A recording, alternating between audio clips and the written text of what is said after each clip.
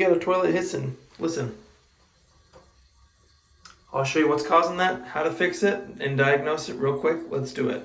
So that hissing sound, if we take off the cover here of the tank, and be very careful with this, don't drop it, because it will break, and then that will make this repair a lot more expensive. Like me, when I broke mine.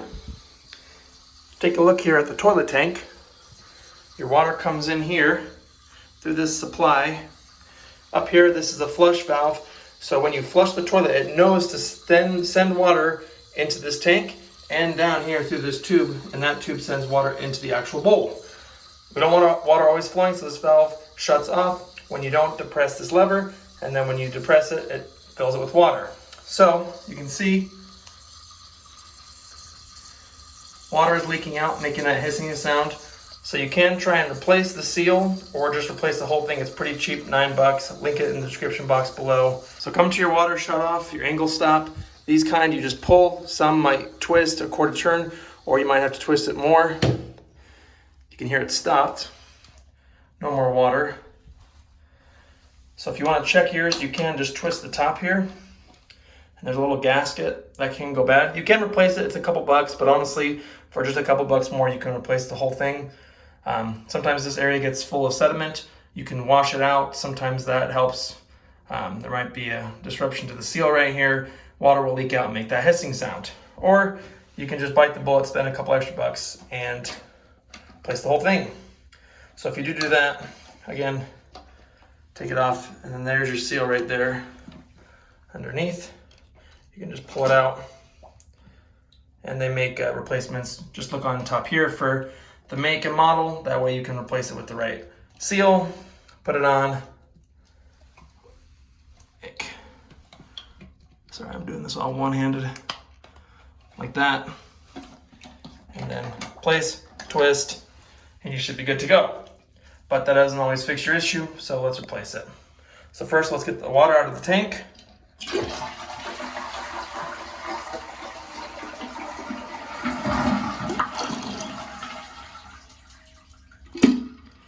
There's still a little bit left. We're gonna take this fill valve out, so that's gonna make all this water that's pulled right here fall onto the ground. So we'll dry this area up real quick. All right, well, most of the water is out. So now we can loosen this connection underneath and then pull this fill valve up and out. Under the tank, we'll loosen this water connection. Sometimes it might be a nut that you have to use pliers on or a wrench. A little bit of water will come out.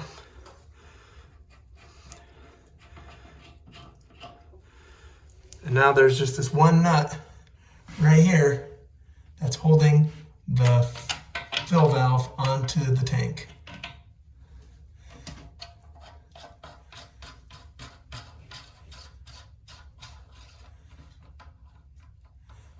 And a little water might come out, but we'll just push this up. And there we go. Now pull this tube, and you removed your fill valve. Now I'll demonstrate here with the old valve.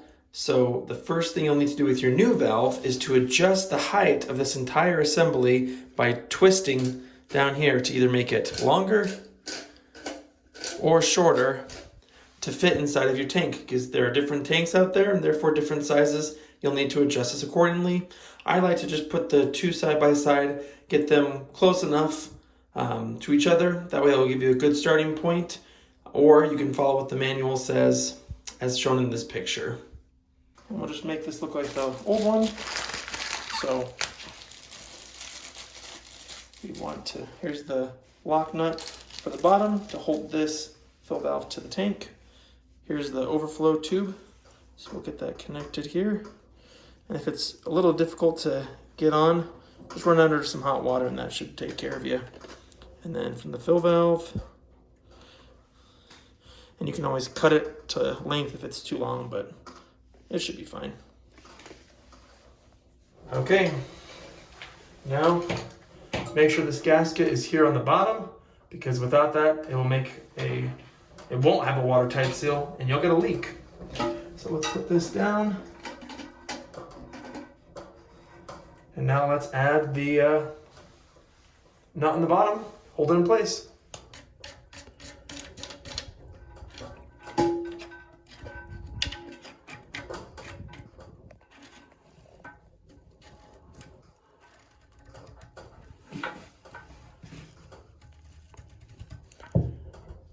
it nice and snug.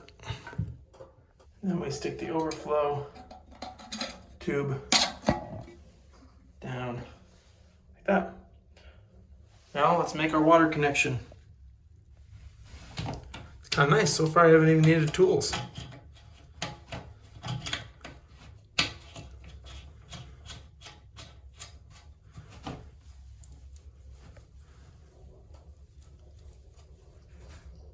Okay, moment of truth. Make sure this is tight. Let's see if we get any leaks. So far so good, at least here.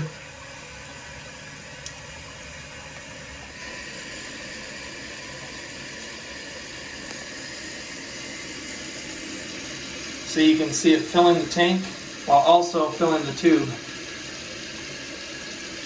And now we're going to watch to see how high this water line goes.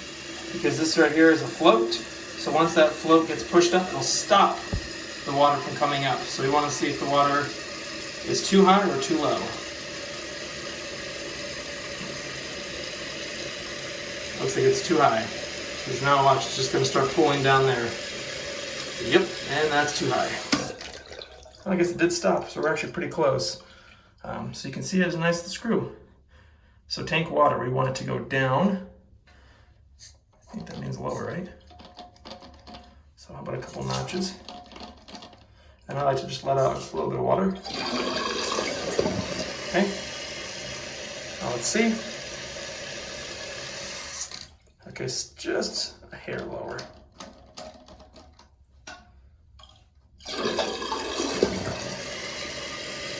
I'm really just watching this overflow. Because if the water goes down, then it's too high. Okay, that's good. I might go a couple clicks.